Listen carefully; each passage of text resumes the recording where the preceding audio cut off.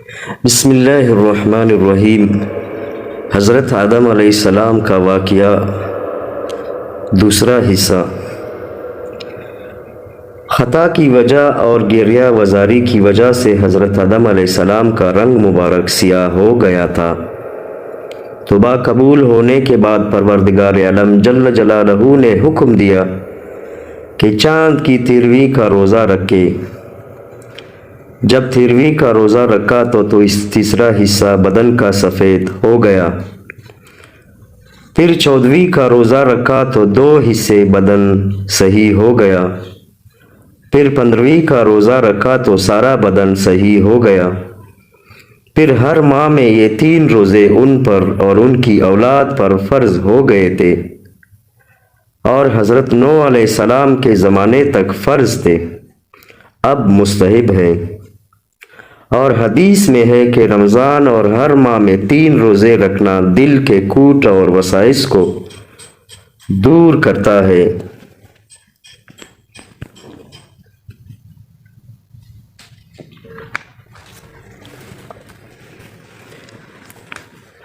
ویلمی رحمۃ اللہ علیہ نے مسند فردوس میں 7 روایت انس بن مالک رضی اللہ تعالیٰ عنہ کے آن حضرت صلی اللہ علیہ وآلہ وسلم سے روایت ہے کہ آدم علیہ السلام سب سے پہلے بننے کا کام حضرت آدم علیہ السلام نے شروع کیا، اور حاکم ابن عباس رضی اللہ تعالیٰ عنہ سے روایت کی، اور ابن عساکر یوں کہا، یعنی آدم علیہ السلام کاشتکاری کرتے تھے، اور نوح علیہ السلام بڑھئی یعنی لکڑی کا کام کرتے تھے، اور ادریس علیہ السلام درزی کا کام کرتے تھے،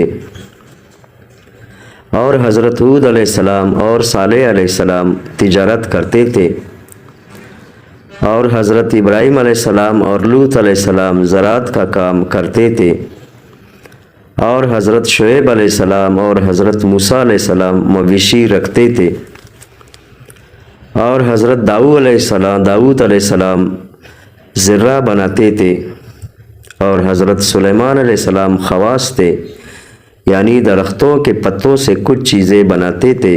باوجود اتنی بڑی بادشاہی کے ہر ماہ میں 9 روزے رکھتے تھے، 3 روزے چاند کے شروع میں، 3 درمیان میں اور 3 آخر میں۔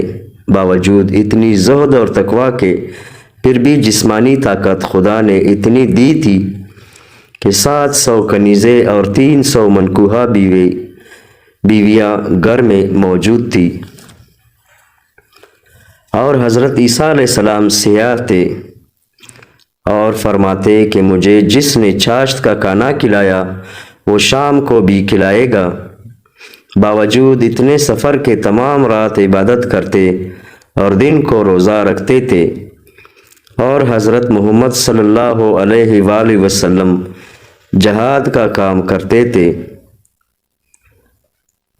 ہر پیغمبر نے اپنے ہاتھ کی کمائی کھائی ہے، اور حضرت آدم علیہ السلام بارش کا پانی پیتے تھے، اور ابن ابی شیبہ نے کعب احبار سے روایت کی ہے کہ روپیہ اشرفی آدم علیہ السلام نے بنایا،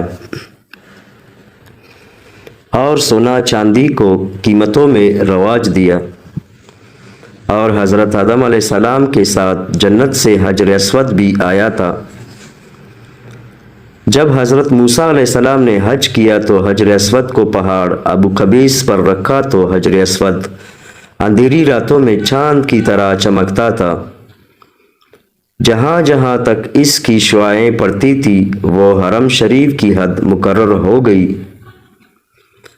آدم علیہ السلام اور بی بی حوا کی توبہ قبول ہونے کے بعد پروردگار عالم جل جلالہ نے ان کو ہر قسم کی صنعت سکھائی، زمینداری وغیرہ، گندم بوئی، پھر وہ کاٹی گئی، اس کے دانے نکالے گئے، پھر چکی پیسی گئی، پھر آٹا گوندھ کر روٹی پکا کر کھائی گئی۔ جنت میں ہر قسم کی نعمتیں بغیر محنت اور مشقت کے بلا روک ٹوک آزاد میسر سی تھی،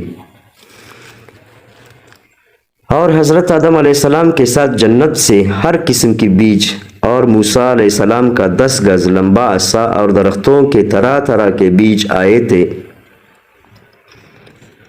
لیکن حضرت آدم علیہ السلام خطا کی ندامت اور شرمندگی اور توبہ کی فکر میں پریشان تھے۔ ابلیس لعین نے اس موقع کو غنیمت جان کر اپنا ہاتھ ان بیجوں میں پھیرا۔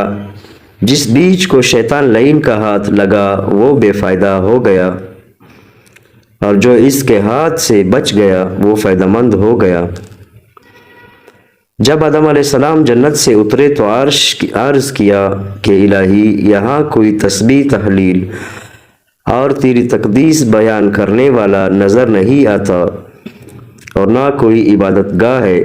پروردگار عالم جل جلالہ نے جبرائیل علیہ السلام کو بھیجا۔ بیت المعمور کے برابر جہاں خانہ کعبہ ہے، وہاں جبرائیل علیہ السلام نے اپنا پر مارا۔ ساتویں زمین کے نیچے سے اوپر تک بنیادیں پڑ گئی۔ اس بنیاد کو فرشتوں نے بڑے بڑے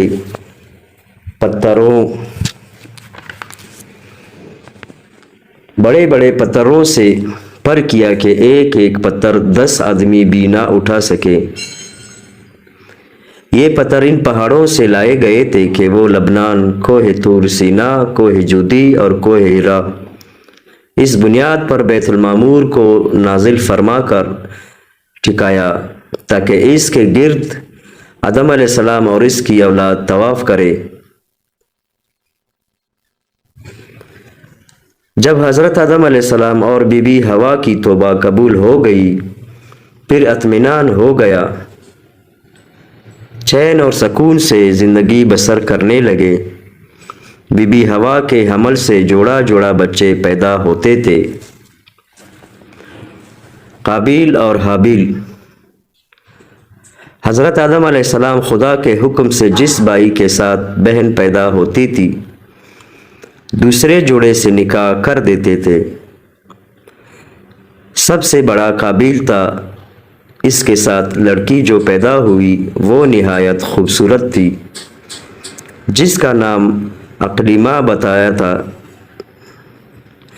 اور جو لڑکی حابیل کے ساتھ پیدا ہوئی تھی وہ اتنی خوبصورت نہ تھی۔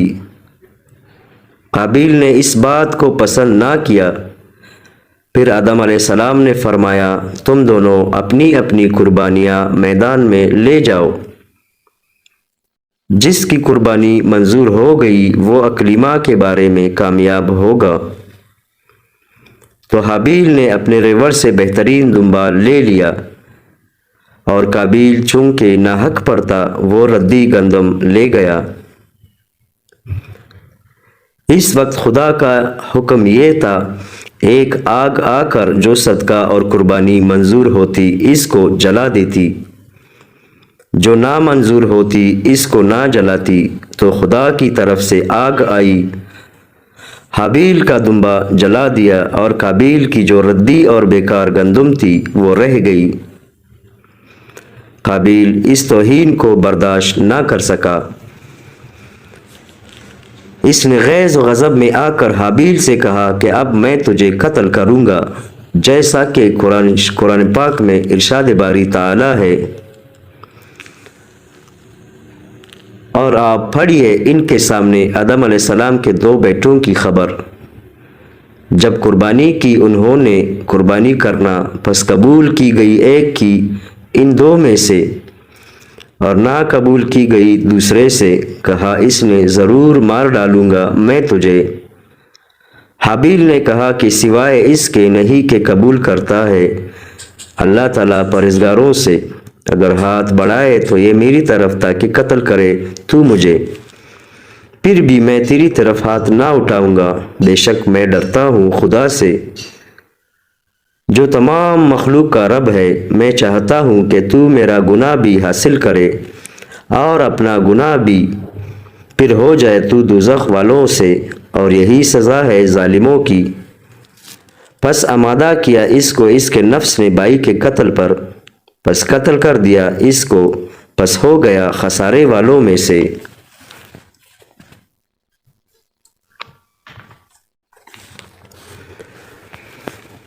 کہتے ہیں کہ جنگل میں حابیل ایک پتھر پر سر رکھ کر سویا ہوا تھا، پھر قابیل نے اوپر سے دوسرے پتھر سے مار کر شہید کر دیا۔ قتل کرنے کے بعد اس کی نیش کے چھپانے کا طریقہ معلوم نہ تھا، کیونکہ اس سے پہلے آدم علیہ السلام کی اولاد میں سے کوئی بھی فوت نہ ہوا تھا کہ نیش چھپانے کا طریقہ معلوم ہوتا۔ اس لیے قابیل حیران تھا۔ آخر پروردگار عالم جل جلالہ نے مہربانی فرما کر ایک کوے کو بھیجا۔ بعض کہتے ہیں کہ 2 کوے تھے، ایک نے دوسرے کو مارا، پھر زمین گرید کر گڑھا بنایا، پھر اس میں اس مردے کو رکھا اور وہ مٹی اس مردے کوے پر ڈال کر نیش چھپا دی، جیسا کہ فرمان باری تعالی ہے۔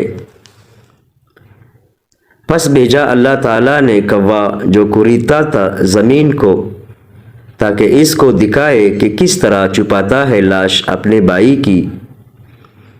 قابیل بولا، ہے افسوس، مجھ سے اتنا بھی نہ ہو سکا کہ کوے جیسا ہوتا کہ چھپا لیتا لاش اپنے بھائی کی، پس ہو گیا پچھتانے والوں سے۔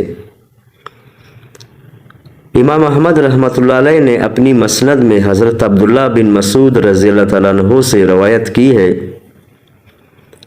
کہ رسول اللہ صلی اللہ علیہ وآلہ وسلم نے فرمایا کہ دنیا میں جب بھی کوئی ظلم سے قتل ہوتا ہے تو اس کا ایک گناہ آدم علیہ السلام کے پہلے بیٹے قابیل کی گردن پر ضرور ہوتا ہے، اس لیے کہ یہ وہ شخص ہے جس نے ظالمانہ قتل کی ابتدا کی اور یہ ناپاک سنت جاری کی۔ خواب۔ دمشق کے شمال میں جبل قاسیون پر ایک زیارت گاہ بنی ہوئی ہے جو مقتل حابیل کے نام سے مشہور ہے، اور اس کے متعلق ابن عساکر نے احمد بن کثیر کے تذکرہ میں ان کا ایک خواب نقل کیا ہے، جس میں مذکور ہے کہ انہوں نے نبی اکرم صلی اللہ علیہ وآلہ وسلم کو خواب میں دیکھا اور آپ صلی اللہ علیہ وآلہ وسلم کے ساتھ حابیل بھی تھے۔ حابیل نے قسم کھا کر کہا کہ میرا مقتل یہی ہے، اور آپ صلی اللہ علیہ وسلم نے ان کے قول کی تصدیق فرمائی۔ حضرت ابن عباس رضی اللہ تعالیٰ عنہ نے فرمایا کہ حضرت آدم علیہ السلام کے 40 بچے تھے، جوڑا جوڑا، جن میں حابیل، قابیل، صالح، عبد الرحمن اور شیش علیہ السلام ہے۔ حضرت شیش علیہ السلام کو حضرت آدم علیہ السلام نے اپنی زندگی میں خلیفہ بنایا تھا۔ حضرت آدم علیہ السلام کی عمر 1000 سال تھی۔ روز ازل میں حضرت داؤد علیہ السلام کو اس میں سے 40 سال دے دیے، موت کے وقت بھول کر انکار کر دیا، لیکن اس وقت فرشتوں نے تحریر کر لی تھی، اسی پر فیصلہ ہوا، 960 برس کی عمر پوری کی۔ ابن سعد اور حاکم اور دوسرے محدثین نے ابی ابن کعب سے، اور انہوں نے آن حضرت صلی اللہ علیہ وآلہ وسلم سے روایت کی ہے کہ جس وقت حضرت آدم علیہ السلام کی وفات کا وقت قریب آیا تو آپ کو بہشت کے میووں کی خواہش ہوئی، اور خود بسبب ضعف کے حرکت نہ کر سکتے تھے۔ آپ نے اپنے بیٹوں سے فرمایا کہ تم خانہ کعبہ کو جاؤ، وہاں میرے واسطے خداوند کریم سے جنت کے میوے مانگو، کیونکہ اس وقت جو کوئی حاجت مانگتا کعبہ مکرمہ میں جا کر دعا کرتا تھا۔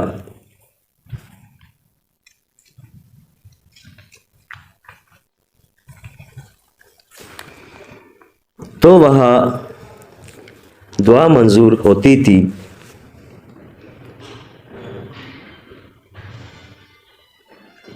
جب آدم علیہ السلام کے بیٹے گھر سے روانہ ہوئے تو حضرت جبرائیل علیہ السلام ماں اور فرشتوں کے نازل ہوئے، تو حضرت آدم علیہ السلام کے بیٹوں سے دریافت کیا، تو انہوں نے آدم علیہ السلام کی خواہش کا اظہار کیا، تو حضرت جبرائیل علیہ السلام اور دیگر فرشتوں نے کہا کہ ہمارے ساتھ واپس آ جاؤ، ہم خود تمہارا مطلب لائے ہیں۔ جب فرشتے حضرت آدم علیہ السلام کے قریب پہنچے تو حضرت حوا علیہ السلام نے موت کا فرشتہ دیکھا تو ڈر گئی اور حضرت آدم علیہ السلام کے قریب ہونے لگی، تو آدم علیہ السلام نے ان کو روکا کہ میرے اور میرے رب کے درمیان حائل نہ ہو۔ فرشتوں نے حضرت آدم علیہ السلام کی روح مبارک قبض کی تو آدم علیہ السلام کے بیٹوں سے کہا کہ تم دیکھو جو طریقہ ہم کرتے ہیں، پھر اپنے مردوں کے ساتھ ایسا ہی کیا کرو۔ پھر فرشتوں نے حضرت آدم علیہ السلام کے غسل کے واسطے خوشبو مرکب کی، بہشت کی خوشبوؤں میں سے جنت کی بیریوں سے پتے لائے اور حضرت آدم علیہ السلام کو غسل دیا اور حنوط مل کر بہشت کا کفن پہنایا، چونکہ ان کی اترنے کی جگہ ہندوستان میں تھی جس کو وہنا کہتے ہیں۔ وہاں سے ان کی اولاد میں سے 150 آدمی حضرت آدم علیہ السلام کو باری باری اٹھائے ہوئے فرشتوں کے ہمراہ گئے اور خانہ کعبہ میں پہنچایا۔ جنازہ۔ حضرت آدم علیہ السلام پر حضرت جبرائیل علیہ السلام نے امام ہو کر نماز جنازہ پڑھائی اور 4 تکبیریں پڑھی، مینا کی مسجد خیف میں دفن کیے اور آپ کی قبر مبارک بغلی بنائی تھی اور قبلہ کی طرف سے آپ کو قبر میں اتارا تھا اور آپ کی قبر مبارک اوپر سے کوہان اونٹ کی شکل پر بنائی تھی۔ ابو الشیخ نے مجاہد رحمۃ اللہ علیہ سے روایت کی ہے کہ آپ کی کنیت دنیا میں ابو البشر ہے اور قیامت میں ابو محمد ہوگی۔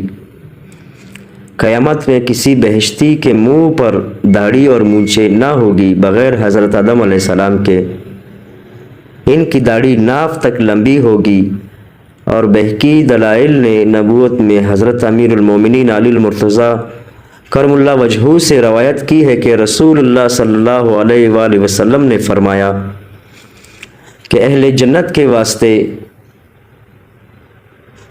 کنیتیں نہ ہوگی مگر آدم علیہ السلام کے واسطے کنیت ابو محمد ہوگی، تعظیم اور توقیر کی خاطر، اور حوا کی قبر مبارک جدہ میں اور آدم کی قبر مبارک مینا کی مسجد خیف میں ہے۔ حضرت آدم علیہ السلام و موسیٰ علیہ السلام۔ بہقی نے کتاب الاسماء و صفات میں اور واحدی نے کتاب الشریعہ اور ابو داود نے حضرت عمر بن الخطاب سے روایت کیا ہے کہ آن حضرت صلی اللہ علیہ وآلہ وسلم نے ارشاد فرمایا کہ حضرت موسیٰ علیہ السلام نے حضرت آدم علیہ السلام سے کیا کہا کہ آپ وہی آدم ہے کہ حق تعالیٰ نے اپنی طرف سے خاص روح آپ کے اندر ڈالی اور ہر چیز کے نام آپ کو سکھائے اور فرشتوں سے سجدہ کرایا اور بہشت میں رہنے کے واسطے بہترین اپنی طرف سے جگہ دی۔ حضرت آدم علیہ السلام نے فرمایا ہاں میں وہی آدم ہوں۔ پھر موسیٰ علیہ السلام نے کہا پھر آپ کیوں بہشت سے نکلے اور مشقت میں پڑے اور ہم کو بھی تکلیف میں ڈالا؟ حضرت آدم علیہ السلام نے فرمایا تم کون ہو؟ موسیٰ علیہ السلام نے فرمایا میں موسیٰ ہوں۔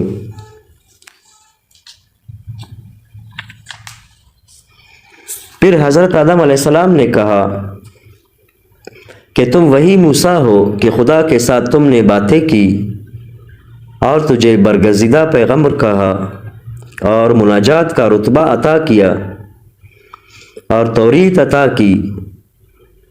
حضرت موسیٰ علیہ السلام نے فرمایا ہاں میں وہی موسیٰ ہوں۔ پھر حضرت آدم علیہ السلام نے فرمایا سچ کہو توریت میری پیدائش سے کتنی پہلے لکھی گئی ہے؟ موسیٰ علیہ السلام نے فرمایا 2000 برس پہلے لکھی گئی ہے۔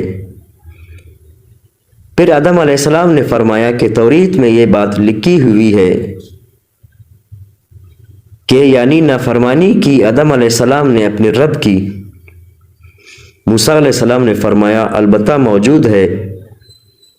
پھر آدم علیہ السلام نے فرمایا پھر مجھے کیوں ملامت کرتے ہو کہ میری پیدائش سے پہلے 2000 برس اس کو پروردگار عالم جل جلالہ نے مقدر کر دیا تھا۔